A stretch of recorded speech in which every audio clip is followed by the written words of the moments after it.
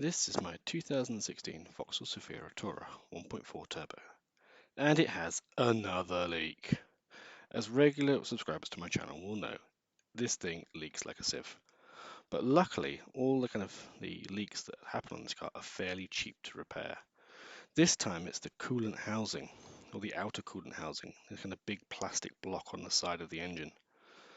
That needs replacing this time. As you can see, it's leaking everywhere. I also put a bit of dye in there. I've got another video on that as well. If you check that out on my video list, I'll put a link in the description below. A UV dye to help track leaks. People, as I mentioned on my channel, should see that I've replaced this pipe as well.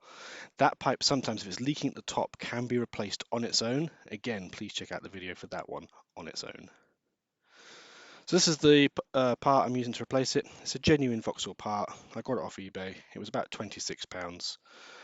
You can get them from a dealer as well if you want. I would recommend the pipe that I mentioned earlier. Do get that from a dealer because they do seem to vary a bit over the years. But for this, it seems fairly consistent, and the part from eBay should be good enough. So here we are looking down at the coolant housing that needs replacing. Luckily, it's all fairly accessible. The screws are the bolts are fairly accessible, and the clips are as well. This is the replacement. I was just confirming, and it looks the same. As you can see, there is a part number on there as well. The part number should still be present on your current cooling housing, ends in 922. You can check the existing one. This is the bit I was most concerned about, is this connector, which does seem to vary across some of the model years. This is the same that was on my 2016. And you can see there as well as a temperature sensor built into this as well. So first off, I'm just going to pop off this new cable that I attached, a new pipe that I attached to the top. So I just got a screwdriver in and just kind of pull out that little clip, which is really easy. And we get a little water fountain as well. I put a tray underneath to capture some of the coolant as well, just so it didn't all go on the drive. This will leak and bubble away for a few minutes. You can see the coolant all kind of dripping down here. This is where I seem to capture most of it, so just place it in the middle. When you take the main outer housing off as well, this will fill up a bit more. Now I pulled the bottom pipe off first. It's just a kind of a spring release clip. Pull that out, and then I wanted to inspect it a bit because I was wondering whether it was the pipe that had cracked or had split somewhere, but a good look at the pipe revealed that it was okay. I think in my case, and in most cases where this leaks, this is actually the outer housing itself which seems to crack and split under pressure. So with that big pipe off now, it's this little short stubby one, which is easy to pop off. Again, I kind of checked the pipe just to see if it was causing any issues or if it's split or damage, but yeah, it wasn't too bad. So more and more looking like the housing. Now at the back of the housing, it's a bit more difficult to kind of get access to because you've got to get down to this clip here. So I removed the intake for the engine, the air housing. So I was going to unclip this and then release the clip for the air intake. So just a screwdriver, just release that and pop that off. And as you can see now, I've got a much better access to that clip down below there.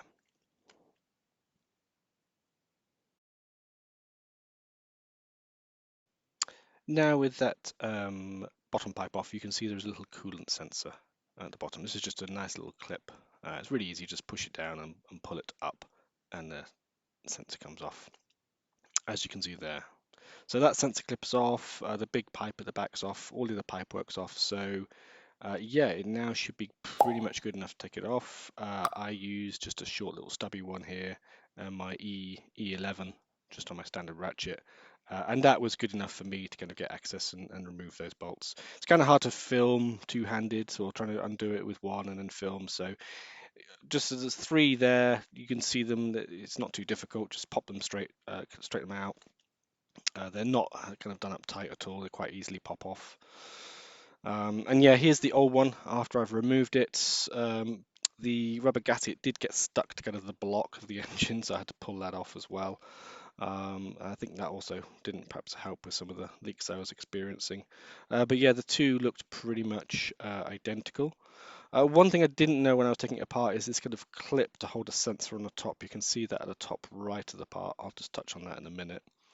But I just kind of cleaned it up with a bit of paper towel and just some cleaning fluid, just to clean up the mating surfaces as much as possible, just so that when the new housing clips on, or bolts on rather, sorry, that it's got a good seal to the engine block.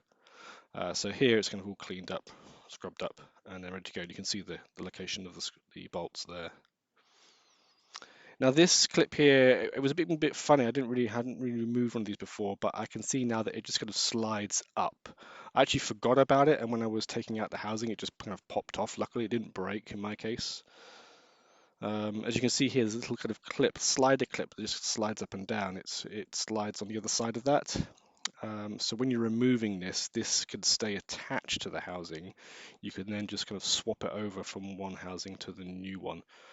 Just use a pair of pliers and just pinch in the little clip. So I just pinched in a little clip, inserted it, and then yeah, it's this new kind of housing really is all ready to go.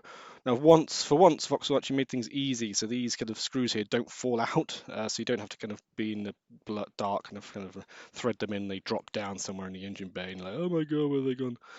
They actually kind of just sitting there. So it's actually really straightforward to put back in. And as you can see here, I just lined it up. I did them up by finger, and yeah, we went in. So tighten them all up. They're really low on the Newton meters. I just did it kind of nibbed up. I think it was 8 Newton meters even, because it's just a little rubber gasket. It's really low. It doesn't need to be tight at all. And yeah, it was pretty straightforward to line it back up and then just kind of torque them all up really low. Then it's just a case of putting the pipe work back on. That bottom one there was a little bit tricky. Maybe just a smear of WD-40 sometimes on some of the pipe works helps the O-rings and also helps them kind of just slide on a bit better. Do make sure you push them right up to the end so they're all kind of fitted back on again. Here you can see all my pipework now is back on and connected, and don't worry if you do see a little bit of steam coming up there. Obviously when you've released this, coolant has gone everywhere, and then obviously the side of the engine block does get very hot, so it did steam for a little while. I did kind of top up the coolant obviously and then check it for a while, and yeah, it's been good. Haven't had any issues since.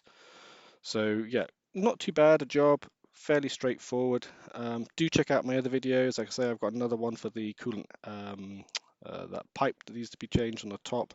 There's also the expansion tank as well, which does crack on these as well. So do check out that as well. But yeah, give me a like and subscribe if you like this, and I'll see you in the next one. Thank you very much.